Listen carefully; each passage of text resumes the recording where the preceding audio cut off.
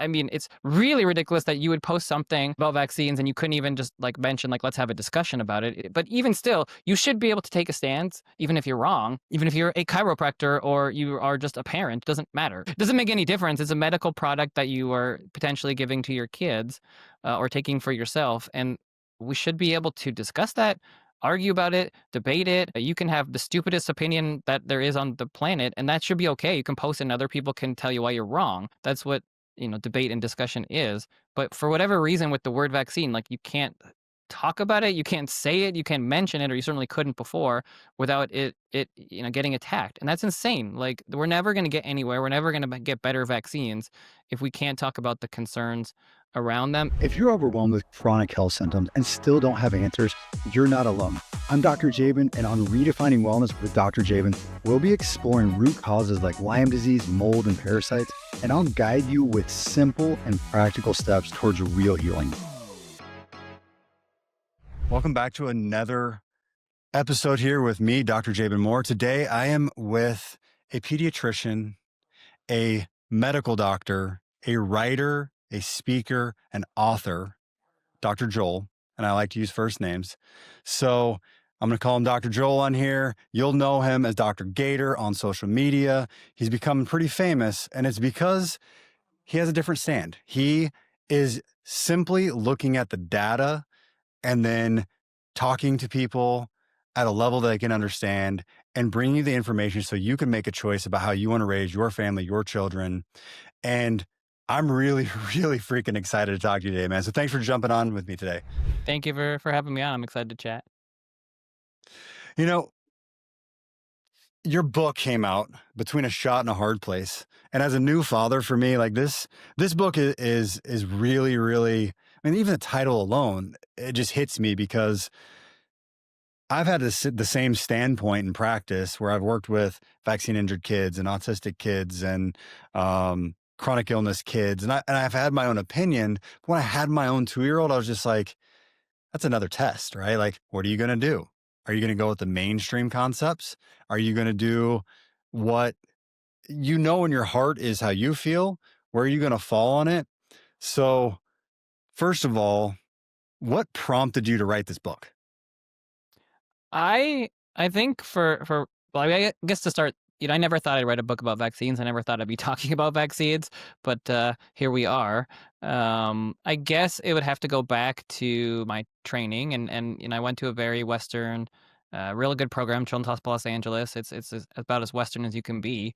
But at that time, I met my now wife. She's holistic minded, so that opened up my eyes a little bit to a different world and eating a little bit differently and feeling a little better. I wasn't, particularly naturally minded when I was younger, but that did open up my eyes to that. Started doing some functional medicine courses, and of course, in medicine, anything outside of medicine is kind of thought as woo woo, and then you go do some of that yourself and you're like, wait, like, what? Like, this is so useful. Why did we not learn this? There's nothing woo woo about thinking about your diet or the root cause or anything like that. So anyways, I did some of that training, started practicing with that mindset. I'm not against Western medicine, but I just feel like there are other things that we should be talking about and incorporating. And as soon as you start to practice that way, you realize really quick that people in the holistic world have more questions about vaccines. And so over, I'd say, the last decade, I got more and more questions about vaccines, and a lot of the time I didn't know the answer. And I realized that really what we were taught about vaccines was actually very little. And, we certainly get some information about what the vaccines are, what the schedule is, the horrible diseases, what they used to be like and what they're like now. And here are your great vaccines, go do them. Here's your schedule. And you don't think much more of it until you start getting questions. And the more questions I got, the more that I had to look into it. But I also realized I just didn't know a lot and didn't have good answers for some of the questions that parents had. And then the pandemic hit. And well, I guess before the pandemic, there was a lot of censorship around vaccines, but it got much worse during the pandemic. And I got really frustrated with everything. I think most people did. And it just got me to the point that I decided that I wanted to start talking about it. And I didn't think that censorship was right. And I didn't feel like I could really start talking about it appropriately until I understood myself what the research was and really did a deep dive into it. So I did. That's what I did. I did a deep dive into it. I decided that, whatever happens, happens with the book. And I'm going to do it and I'm going to write it and I'm going to try to be balanced and try to be in the middle, which is the way that I talk about things in general in the office, and we'll just see what happens after the book comes out if I'm still a doctor or what. Because at that point, especially, it was like, there was so much censorship, but it's so much better now, which is great. And, there's still censorship, but people are at least open to talking about it. And so it's been really surprising to see how positive the book has been taken and how much I've been able to do in the last few months and how many shows and podcasts I've been able to be on to actually discuss this topic. And so that's what led me here. It was just really the stories from parents, the questions that parents had, and the frustration around the information that was provided, which is extremely one-sided. And you either have something that's super pro-vaccine and it's like they're the best thing ever and they're safe and effective and do everything, or then you have some other book that's like vaccines are the worst thing ever and you should never do it. And there really wasn't much in the middle, and that I didn't feel like was the best way forward, given I think that most parents have questions. They're not necessarily totally against vaccines, but they have concerns. And I think we need to be able to talk about that. I love it. So, first of all, I want to just say for me, like the conceptual idea of vaccines, like the concept of helping somebody to avoid getting a disease is awesome. So, I don't think anybody argues that. It's the problem is there side effects? Is there damage? Is there a negative impact? I was literally scrolling through social media, which there's some definite negative impact to that. And I saw a guy that did a post and he was just like, hey, well, you know what? I'm not going to be anti-vax. Here's what I'm going to say is let's just see what we've learned about vaccines. And it was really interesting as he went back. He's like, well, this is where they started and we did it like this. And the first iteration caused some damage to people. We learned some lessons. They got better. And then we got better at it. And then we moved forward. And then Louis Pasteur wanted to take another step further. And we tried it out. It hurt some people. We learned some lessons and we got better. Does anybody think that we're all the way through that? We're not going to learn any lessons or hurt any people right now? Can we please just have a conversation? So one of the most exciting things for me talking to you is also social media related. I once did a post on my social media and I didn't even attack vaccines. I simply just said, here's a study that came out. Here's the data that was in the study. What do you think? I didn't say anything one-sided or the other because I was just trying to be in the middle of the road because I just want people to have informed consent, just be able to understand the data and then they can make their own choices. And some person came on there. She's just like, you're a chiropractor. You shouldn't be talking about this. You don't have enough knowledge. You're not smart enough to talk about this. I'm a PhD in epidemiology. Only I can talk about this. And I'm just like, interesting. So everyone else must just be stupid and no one else can do their own research and no one else should be able to read data besides an epidemiologist. So just to clarify for her today, if she's listening, you are an MD with a master's in epidemiology, right? I am, but that wouldn't matter either. I don't think. I don't know. I think they would just then call me an anti-vax doctor. So I don't think it would matter. But I think it's important to say, I mean, I think we share that viewpoint. I personally, my personal belief has always been that we should not be telling you what to do. That's the same thing with everything in medicine. It's not our job to say what you must do. It's about education. Our job is to provide informed consent. It's to help people make decisions that are best for them. We give our opinion on things. We talk about things, but ultimately with vaccines, it should be like everything else. We're supposed to have a discussion, and you do what you think is best for your family, even if I disagree with that. And that should be fine. That's usually how it is. And with vaccines, it's not that way.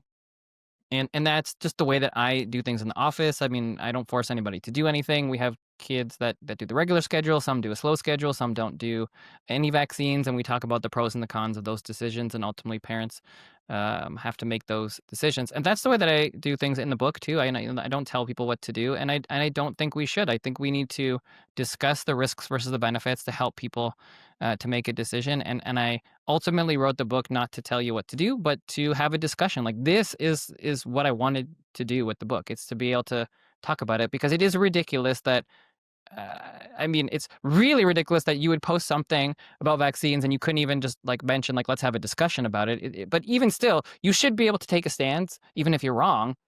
Even if you're a chiropractor or you are just a parent, doesn't matter, right? Like, it doesn't make any difference. It's a medical product that you are potentially giving to your kids or taking for yourself. And we should be able to discuss that.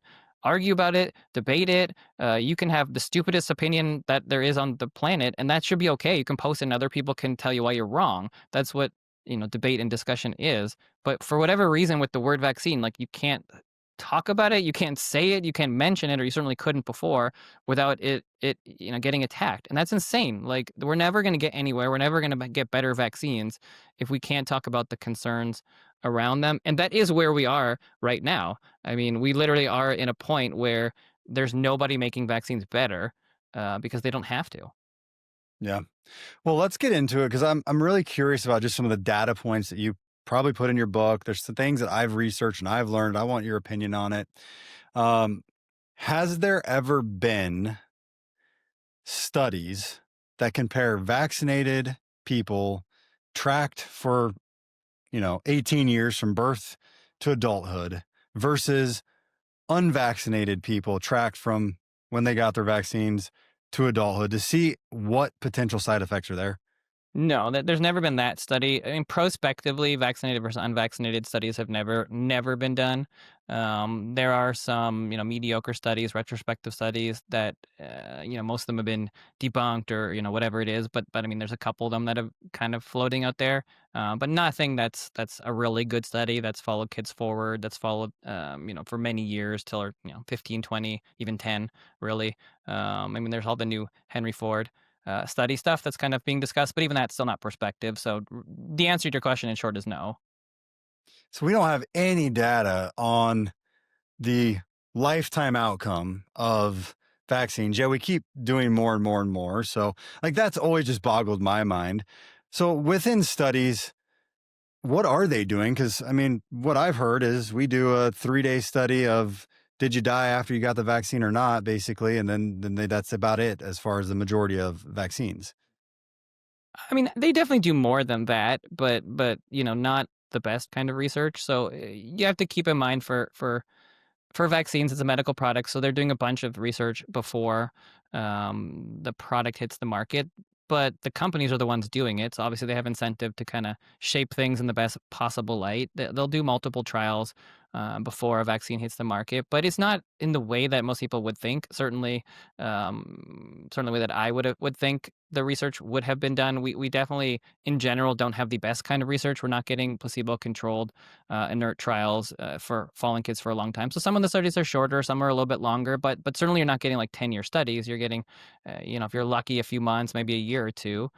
Generally, with the vaccines on the schedule that we have today, they were all compared when they were looking at safety to non-inert placebo. So inert placebo meaning saltwater, saline has no effect in the body. That's what you would expect the safety trials to include, especially for a completely new vaccine, but that's not actually true. They really weren't studied that way. They were studied against an active placebo, so like one vaccine versus another vaccine, and so we don't have really for any of the vaccines on the regular childhood schedule the best kind of safety research you could possibly have. Certainly not before it hit the market. And that's insane to me. I mean, I didn't know that. You like you hear that, oh yeah, they're all been studied. They've been studied so much. They've been placebo studied, and pharma puts another vaccine, calls it a placebo, and then so they can say they did a placebo testing, but they never actually studied it against something inert. And that's really important to do. It's not anti-science to want that. Is you want the best safety research, and the reason why is if you're studying vaccine A versus vaccine B, and they both have 10 seizures, then you can say, well, it's safe because both groups have 10 seizures. That's normal. But if you did the best kind of study, vaccine A versus vaccine B versus saline, you could have 10 seizures, 1 seizure, and you can obviously see how that's different. And we don't require that of vaccines, and so it makes it really, really, really difficult. Ethically, once a vaccine hits the market and is theoretically protecting kids, then you have this notion that you can't do any more placebo-controlled trials at that point because then the vaccine's working, so it's unethical not to give kids a vaccine. But the problem is you never did the placebo trials in the first place, so they know that game, and they've been doing that now for a while, where no one's forcing them to do the best study first, and then they get something on the market, and then they just study the new thing versus the old thing, and that's where we're sitting now. Where anything on the schedule, you can't do an inert placebo-controlled trial because it's unethical to do it. It never was done in the first place, and nobody's forcing them to do it if they put a new vaccine on the market. So I mean, at least at a minimum, we should say, look, if you're going to put something else on the market that's completely new with no vaccines, you cannot do that until you show us inert placebo-controlled trials. That's the baseline. We need that. We're not letting anything on the market until you do that. There should be nothing unethical about that. That is the best kind of safety studies. Why would we not want that? Agreed. So I'm just going to make sure everybody heard us. There has never been an unvaxxed versus vaxxed long-term study. There is 0 vaccines on the market that have ever had a inert, meaning saline or water or something that's not going to create a reaction in the body, versus a vaccine study, short-term or long-term for that matter, that we are really aware of. Oh, So one thing. So it's not true to say that they've never done a placebo-controlled trial inert. It's the accurate statement more so is the vaccines on the childhood schedule have not in general been safety tested against inert placebo. There are some other vaccines that have. There are a few vaccines they've done it after the market, but most of the ones they've even done a placebo, it's like things from other countries, things we don't use. The ones that we use for our kids on our regular schedule, those have not. okay, so the things on the schedule that they're telling me to put in my kid on a day-to-day basis, and some schools require or try to require, haven't had the testing. Correct.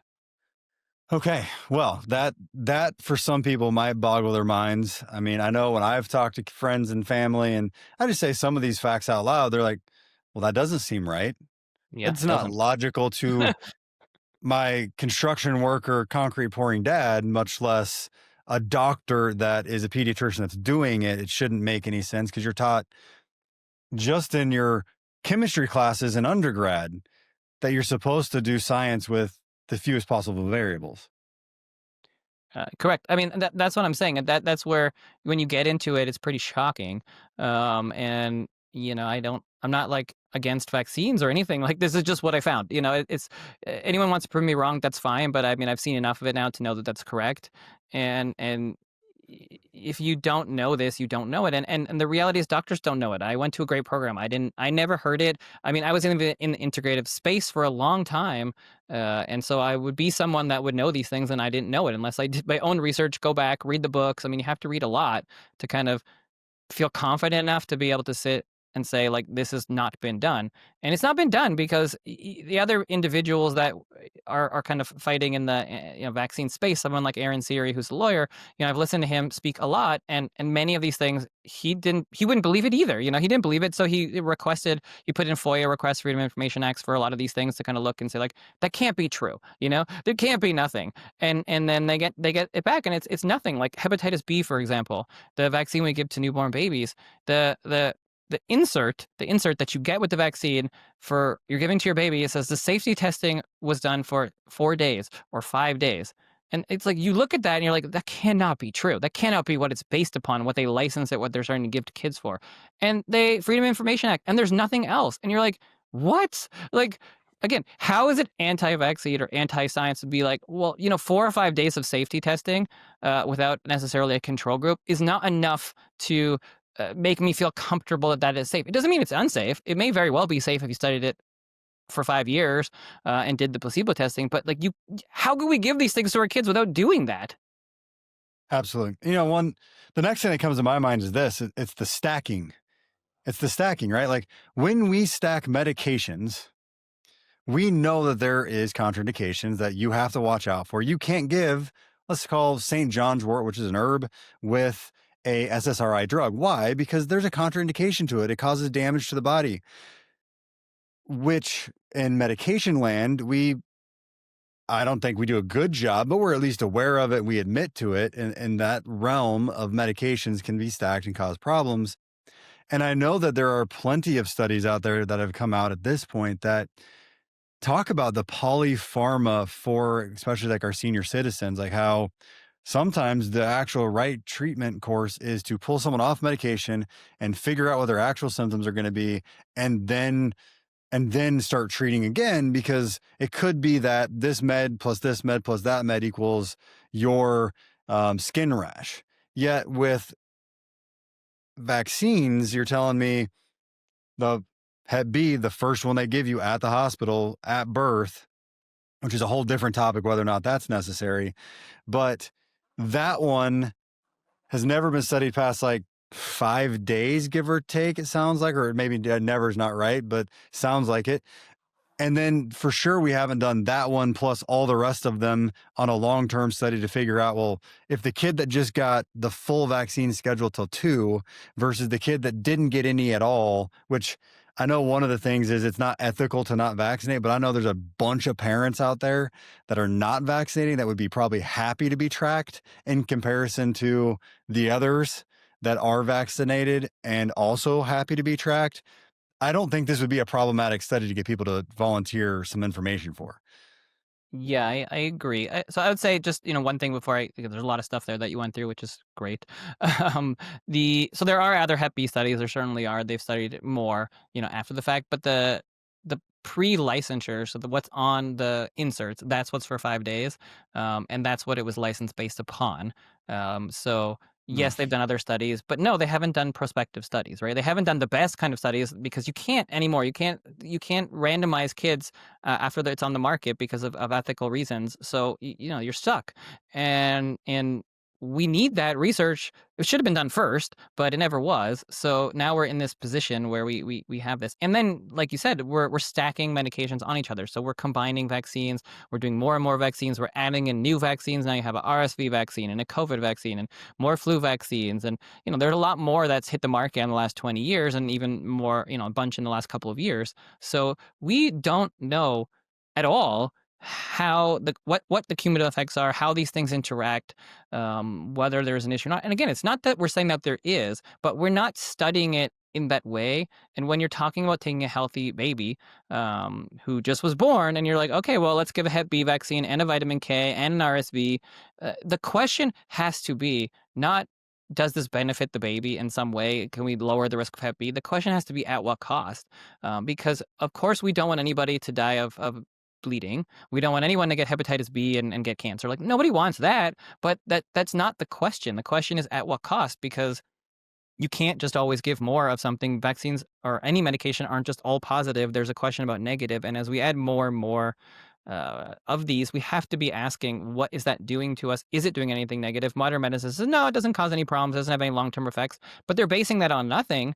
They're not basing that on data because we've never studied it. So we don't actually know what it's doing to us 5 or 10 years from now because there's no way to know unless you actually research it. And we haven't done those studies. And then they say it's unethical, but it's not unethical. You could absolutely do a study that's open, that people choose which group they're in. Nobody gets forced to do a vaccine or not do a vaccine, and you follow people forward and you see what differences there are. And like you said, there are a ton of people. You'd have no problem getting people to volunteer for a study like that. It'd be very simple, and lots of people would because they would be very keen to do so. So it's not the perfect study. It's not the best kind of study. We're not able to do that really at this point, but it's still very good and it would be really helpful, and it should be done, but it's never been done. Mm. All right. So we've talked about this, the backup, the data, the what has been researched and not researched, and some of the categories around this. So with the very limited studies that are out there, because I think there was a study that came out here in January that was all over social media, and it said something to the effect of there was a 200%, 212% increase in the autism rates in kids that were at 9 years old that were studied in a Medicaid study of those who were fully vaccinated, but the versus those who were not fully vaccinated. So both groups were vaccinated. Um, are you finding any studies out there that just throw up the red flag for you with SIDS and autism, for that matter, eczema and asthma? Yeah, I mean, it's hard because the problem with the vaccine literature is it's pretty much all retrospective and epidemiologic in nature. And anyone that has done research or kind of been in that world, that that kind of data is very easily manipulated to find what you want to find. And that doesn't mean that people are always manipulating it, but you can, and it's pretty easy depending on if you just change what the factors that you're looking at in the equations, you can adjust it to find whatever you want to find. And so what you see in that literature is people that are super pro-vaccine do a vaccine study funded by CDC or some company, and then they find that it doesn't cause any issues. And then you find someone who's pretty anti-vaccine who does find something, but oftentimes they don't do the best study, and then you kind of have those conclusions. And so you're left with either you can just kind of go with the mainstream narrative, or you can say what should be said, which is there's a lot of conflicting information. We have not done the good studies. We actually need to do it, so we have an idea of what's going on. It is very difficult because a lot of the things that have a conclusion that show some problems are not always done super well. And there are some that are okay, but I mean the big one is the new one, the Henry Ford study. That is a very well done study from what I can see, and shows some big concerns and never got published. So it's hard to know without actually having to go through full peer review and let people look at it. But at least from best I can tell, it was done real well and does show some very big concerns. And that's the best retrospective study that I've seen that shows concerns around vaccines. And so yeah, we're kind of here now. I think we're at a different point where you can talk about it. Like, you couldn't talk about this before. It was just there was a mainstream narrative: vaccines don't cause any problems, and anybody that tried to put out a study that did show a problem, lost their job. The study got debunked, and so you just have this issue. And what I mean by the issue, if people don't realize, is, for example, Kennedy was talking about a study that he was saying, the CDC. Back in the day, they showed these high rates of autism in comparison to how much thimerosal we were getting, and they hid the data and they changed the data, and they showed that there was no risk of autism. And so the original data showed over 1,000 or around 1,000% increase risk of autism with the kids that were vaccinated. But then they adjusted the model for the amount of visits they had, and then it showed no risk. So ultimately, adjustments are appropriate if it's appropriate, right? Like you are supposed to adjust for confounders and for things that can affect the data if you're supposed to do it. But if you find something and you're very pro-vax and you're like, well, it shows 1,000% increase, you can be like, what did I screw up? What did I do wrong? You go talk to someone like, oh, you need to adjust for these things. Then you adjust for it, and then you get no results, and you're like, okay, then now it must be right. So I think we have a lot of that when it comes to the vaccine literature, where people who find something either don't publish it or adjust it until it's not there. And the question is it not there, or are we adjusting things inappropriately? And I think we don't have one side of the information that we actually need. So let's talk about the Henry Ford study, because that's everywhere now. That is the study that I lost about 3,000 followers for just asking the question of, what do you think? How does this make you feel? Is this something that makes you consider just asking questions? Like, it was amazing to me that I lost so many followers, which, for me, as someone that has a social media that doesn't necessarily always even love social media, I love being able to educate and give information out, but I also know the damage that social media can do. So it's conflicting for me. But with the Henry Ford study, you said it was a fairly well done study. I've definitely seen the detractors, the naysayers. What was in there? What do you like about it? Yeah, have you seen the film yet? I haven't. Yeah, so I would say, watch the film, because that adds a lot of interest in this story. I would say, just given that they have the hidden footage, hidden camera footage. So the film's an inconvenient study. It's called. I watched it a couple days ago. It's really good. But the interesting thing about that study is you have. Well, let's talk. If people don't know about it, so it's a study run out of Henry Ford. They looked at about 18,000 kids. They had about 2,000 unvaccinated kids, and then the rest were vaccinated in that sample. They followed them forward for many years. I forget how many, like maybe 10 years.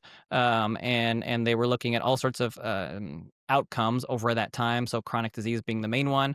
They found the kids that were unvaccinated were overall much healthier, lower risks of chronic disease than the vaccinated kids. They're looking at asthma and allergies and autoimmune conditions and neurologic complications, and a lot of them, I don't remember the exact numbers, was like 4 times, 3 times, 2 times, in that range of more chronic illness in the vaccinated kids. So that was done by a very prominent pro-vaccine individual. It was done by the head of infectious disease at Henry Ford.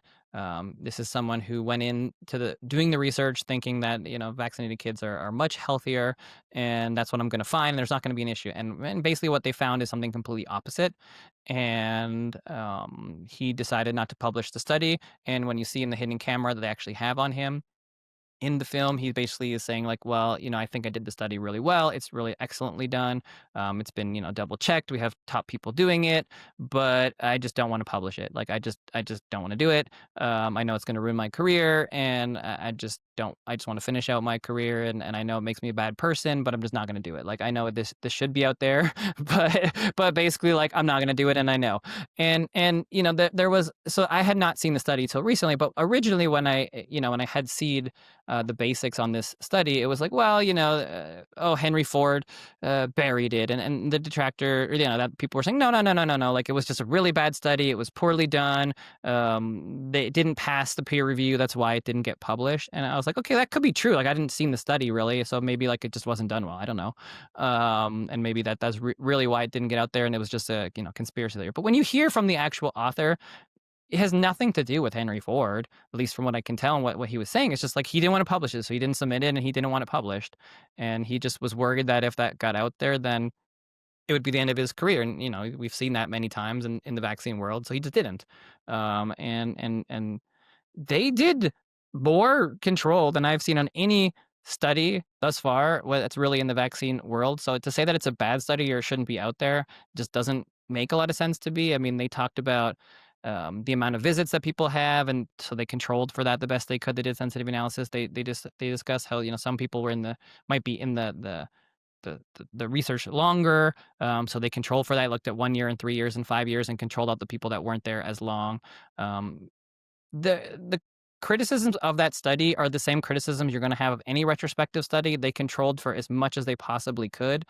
When you're doing epidemiologic research and retrospective, there's always going to be these limitations. That's why you have to do prospective studies to actually know exactly what it is. But this is how all the other research is. So this is something that absolutely should have been published, I think. And you can mention your limitations. You can discuss the problems with it. That's fine. And then you say, well, here are the problems we had. Let's do a study that's better in the future to see if this is true.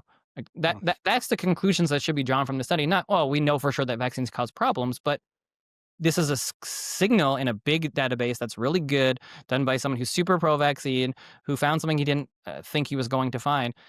That means we should replicate it in Kaiser and at Harvard and in other countries, and see if we can get similar results. And then if we start getting some results, well, then we really should do prospective studies to make sure that we're catching this and accurately portraying it, because there could be other factors that we're just not accounting for.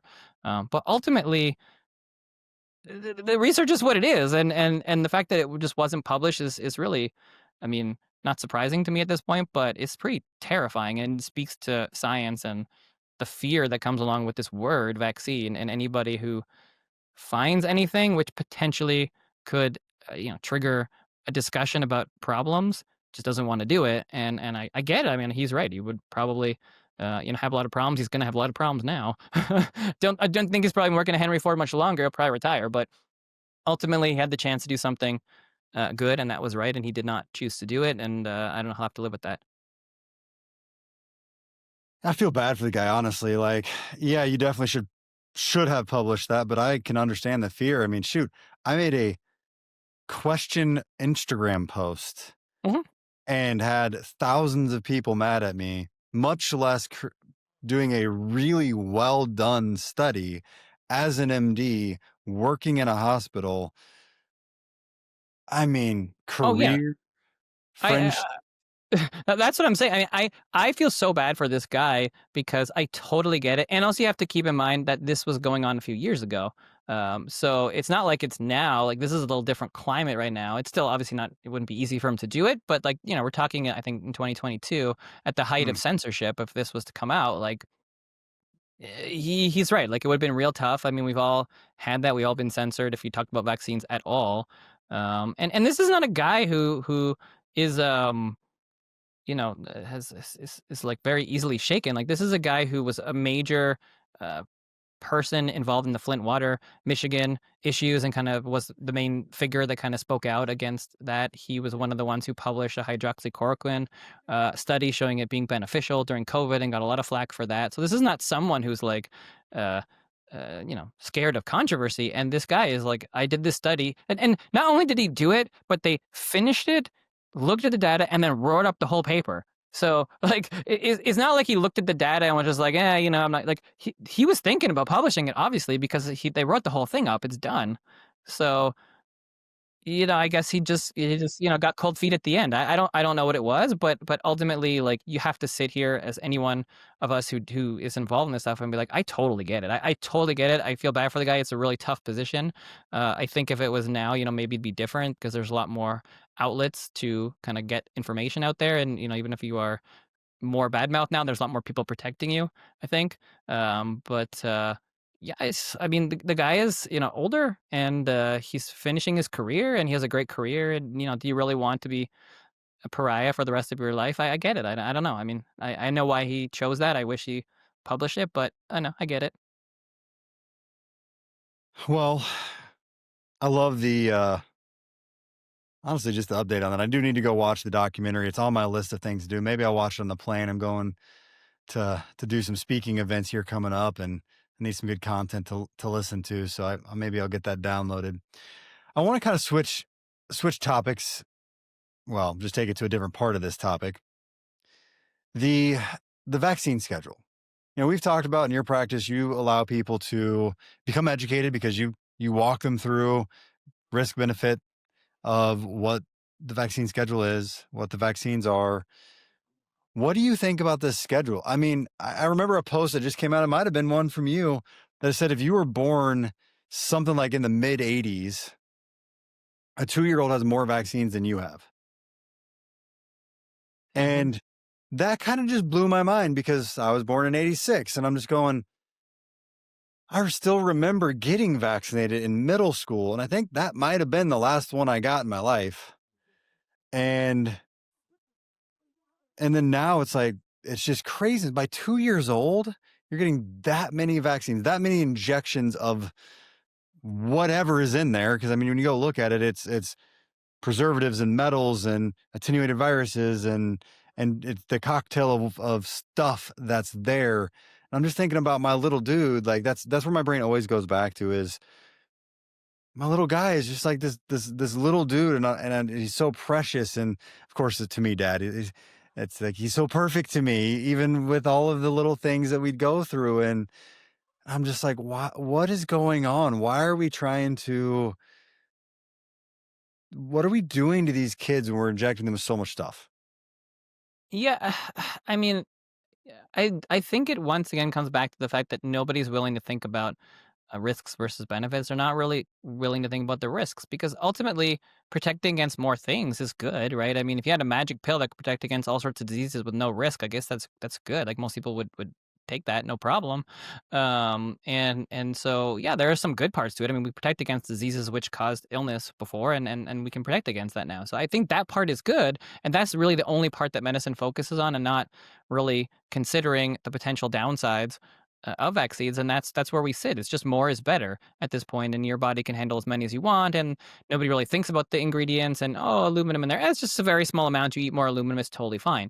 And that's the general mentality of medicine is this kind of brushing off of any side effects and 1 in a million, risk of severe illness. We protect against so many things. Vaccines are the best things ever. It's basically a religion at this point, and that is why we are here. I mean, we just have more and more, and I don't know. I don't know the answer. I mean, I don't know whether it's good or bad that we have more vaccines, because the question is, well, at what cost, right? You can't answer that question until you know how vaccines are affecting you long term.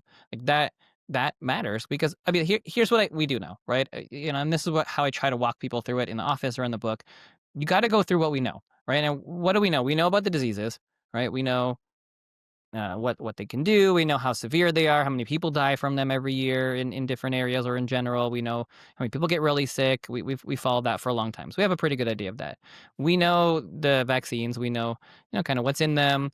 We know how effective they are, what your decreased risk is if you have them based on the research that we at least have. We know the short-term risks for the most part. Like we know if you get a bad fever, or you get really sick, or those kinds of things, like that's tracked decently. But we don't know about the long-term risks. And that is the difference. Like we have to know that to understand and weigh the risks versus the benefits, because if one person gets a severe complication out of a million, but we protect 10,000, then that's a net positive. And you can still decide if you want to do that or not, but like that's good. But if you're protecting a disease which almost nobody gets and you create a bunch of problems, then that's not a good thing. And when you're talking about, let's say, something like polio, right? I mean, nobody wants polio.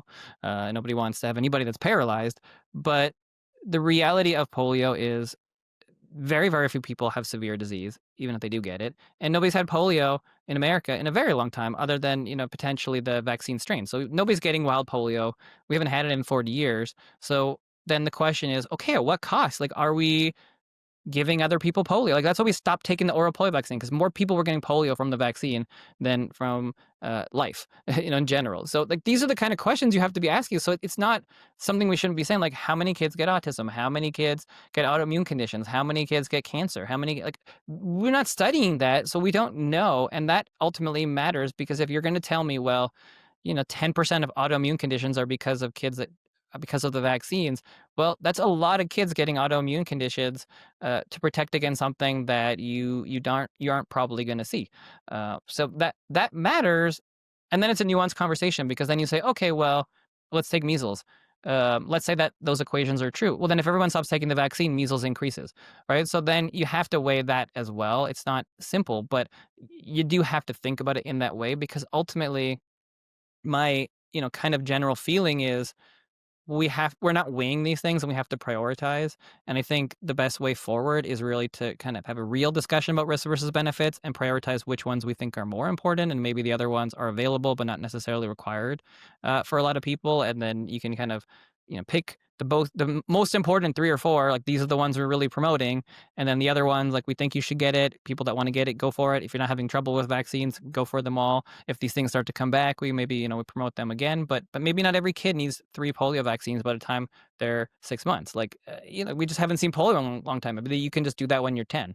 I don't know. I don't know the answer to all these things, but I just think that we don't have to just give a vaccine to everyone just because. Or maybe 5 whooping cough vaccines is not needed in the first 2 to 4 years. Like maybe that's just not what we need to do. Maybe we need to have another vaccine. Maybe we can just give one. I don't know. But more is not necessarily better, especially in the setting of a chronic disease epidemic. We have to be able to say, look, we have 50% of kids with a chronic disease. Are vaccines contributing to that? Like that is not a crazy question.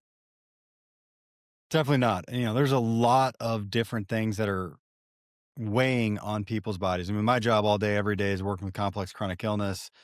It's trying to figure out what is leading to this epidemic of illness. And it's definitely not just vaccines, because I'm working with people that are 70, 80 years old that really didn't have nearly as many as the kids we have now today.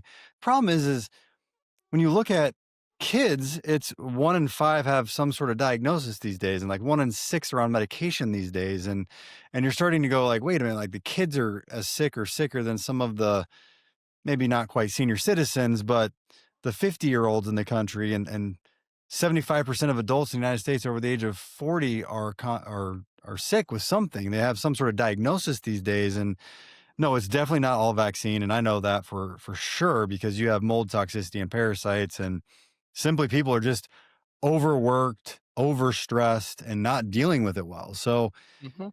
I think it was Jack Wolfson that said it one time when he was asked about vaccines. And he's like, look, before you come to me about vaccines, what are you eating, drinking? How much exercise do you get? How much time do you spend in front of the TV?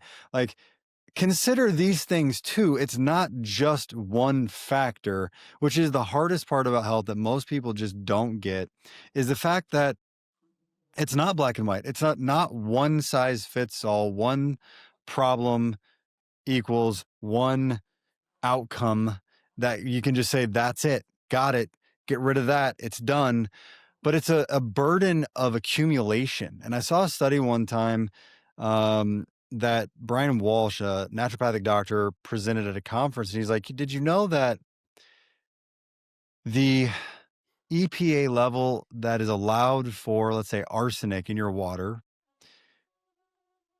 stacked on top of the EPA level of uranium in your water, stacked on top of the EPA level of glyphosate, stacked on top of the level of PUFAs in your water, it's not a each one of these, that's the level you're okay with that no matter what else you have. It's that's the level your body can tolerate before it breaks down of that thing. But then when you add this thing, it Mm-hmm. stacks on top of it and stacks on top of it and stacks on top of it. And it actually starts supercharging because each one of these does something different to your body that can stress it individually and differently. And he goes, when it was studied, there was like 10 different things they put together. And he's like, it actually was significantly worse than if you just had too much arsenic. So when it comes to vaccines, it's like, okay, well, we're still sticking you with all that stuff. Okay, great. But you're also drinking toxic water, breathing in toxic mold in your house, maybe, while eating food that is nutrient depleted, full of chemicals. Like it's the complex soup of the life that we live. Mm-hmm. And one thing I throw out there is this. If you do a study of non-vaxxers, and this goes against potentially finding out if vaccines are safe or not, is a lot of the people that are strong enough in their beliefs that they don't want to vaccinate also try to avoid toxins in life, just in general, Mm-hmm. right? So Right. they're eating organic food, drinking distilled water or a reverse osmosis water, whatever their belief is on the best, cleanest water. They might choose to put in their homes non-VOC paints. Well, now you have a group of people that, in a lot of cases, the ones that I run into, value today's healthy trends at a higher level.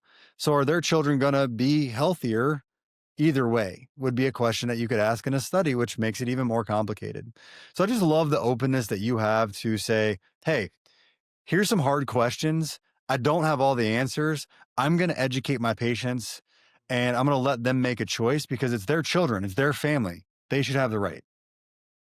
Yeah, I mean, you should have the right because ultimately everything has a risk, and if you choose not to get a vaccine, you might get the disease and die. Like that's a potential for everything. You can die from the flu, you can die from measles, you could die from whooping cough. I mean, most people don't. Most people do just fine even if they get these diseases. Most times it's very mild, but everything has a risk, and the vaccine has a risk, and life has a risk, and you have to choose. But science's job should be to try to figure out and help guide you to making choices. And I feel like with vaccines, the research is very biased in one direction. It's not helping us like it should to be able to make an educated decision on some of these decisions to kind of understand what our risk is from the vaccine. It's just more of a push to do it. And that's not right, especially in the long term, because ultimately, are we going to have 40 vaccines, 50 vaccines, 100 vaccines, 300 vaccines? Like what? At some point, you have to be like, well, like there's aluminum in vaccines, right? And you can argue certainly reasonably that there's a very small amount of aluminum and therefore it doesn't cause an issue. But it's certainly at some point, an amount of aluminum you're going to inject into a child is going to cause a problem, right? And so that's not controversial. That's obvious, right? I mean, you can't just inject a bar of aluminum or whatever into a kid. So at some point, it's going to be a problem. So the question is, okay, at what point? Like, how many vaccines? We're doing more vaccines. There's more aluminum. There's more other ingredients. Like, have we hit that point? Did we maybe hit that point for certain kids that have a genetics or a toxic susceptibility or a burden that's already too high? Like, who are the kids that are having problems with vaccines? If you could ask those questions, you can have solutions, right? And we can start to say, okay, we're not saying that vaccines couldn't have a benefit. They certainly can. But who are the kids that are susceptible? What are the genetics? What is the situation? Who should not be getting them? Who should be getting tested? Who should be going slow? Who should be getting a different kind of vaccine? Like those are the right questions. Like, can we do it safer? Can we do it better? Can we improve the vaccines? It doesn't mean you don't do it, but if you don't even talk about safety and we haven't even talked about this, but if you can't sue the companies, then who is making them make it better? They have no reason to do that. They're just going to keep giving them to you and making more vaccines, and that's where we are right now. And Mhm. it's not about vaccines. Like, this is not the full story. This is not why we're unhealthy just because of vaccines. Like, obviously, I've seen kids with all sorts of conditions and never had a vaccine. So, I mean, there are many other factors, but my at least gut feeling is vaccines are one thing amongst many that we give to kids, and we are injecting them, and they affect your immune system. That's what they're supposed to do. And for certain kids with certain genetics, with certain toxic load, it throws them over the edge. And I think most kids do okay with them and protect you, but some kids it doesn't. Like anything else, we know you can get seizures and Guillain-Barré syndrome and encephalitis. These are things that are absolutely causally proven. So all the other things, I don't see why it could never contribute to some of those things too. And I think that's where we are. I think you have a situation where we're giving a lot of vaccines, and when even though I don't think it's true, but let's just say it's 1 in a million, a severe reaction. Well, 1 in a million times 1 in a million times 1 in a million times 1 in a million, we're giving lots of vaccines. The number adds up real quick to being 1 in 100,000 or 1 in 10,000 or 1 in 1,000 of a severe reaction. And when a lot of these diseases you don't have a 1 in 1,000 risk of dying from, this becomes a real question about benefits versus risk. So ultimately, that is the way we should be studying it and thinking about it. And it's not black or white. It's what what's the best way forward? How do we make kids the healthiest? And my thinking has always been and continues to be, I don't care if we're going to give kids 1,000 vaccines in the future or 0. I want the healthiest kids, and I want to know how to get there. And if more vaccines is better, ultimately, great. I don't care. Like, make a magic pill and give that to kids if they never cause them a problem. But that is not how the world works. There's a plus and a minus, and we're not able to discuss, or weren't able to discuss, the concerns. And finally we are. And I hope that we do start to get some of this research and start to understand it, because I know for sure doctors are not bad people. Pediatricians are not bad people. These are individuals that go into a life of service to help kids be healthier. And so nobody wants to cause asthma or cause an autoimmune condition. And I think if you had the research and the data to show that a vaccine or anything else did, then people would change their practice. And I think we have to get that data. Love it. Something you said, more is not always better. I was a college shot putter, and I went to a track and field camp, and I ran into a Russian and a U.S. former Olympian from like the 70s and 80s. The U.S. shot putter was on a cane, barely could walk, looked like he was ancient, looked like he was 100 years old. The Russian guy, same age, was smoking a cigarette, standing behind the ring. By no means am I saying smoking a cigarette's a good thing. Looked fine, looked healthy. And he's like, "Oh, stupid Americans. They always say more is better. They take more and more and more and more steroids." And it was just so funny that he just was saying, he's just like, yeah, in the 80s, everyone was taking steroids. Just don't take too much. Like, it's the same thing today. Don't take too much of anything. Don't take too many supplements. Don't take too many medications. Don't take too many vaccines. Like, what is the limit? I love that coming from you, man. So just for one more shout out, where can people get your book? What's the name of it? So it's called Between a Shot and a Hard Place, and you can get it anywhere books are sold, Amazon or theshotbook.com, or you can find me at Dr. Joel Gator on Instagram or X, or on Substack. Between a Shot and a Hard Place is the Substack as well. We talk all about vaccines and kids' health as well, and that's been pretty popular lately, which has been cool to see that people are more and more interested in learning about this stuff. I love it, man. Go get his book, look him up, and I can't wait to see you guys back on our next episode here. Come back and join us. Until next time. Thanks, Joel. Thank you. Thank you for tuning in to Redefining Wellness with Dr. Jaban. If this episode spoke to you, please follow and share this podcast with someone who is ready to take control of their chronic health symptoms. Also, please consider leaving a review. It helps more people find the show. See you here again.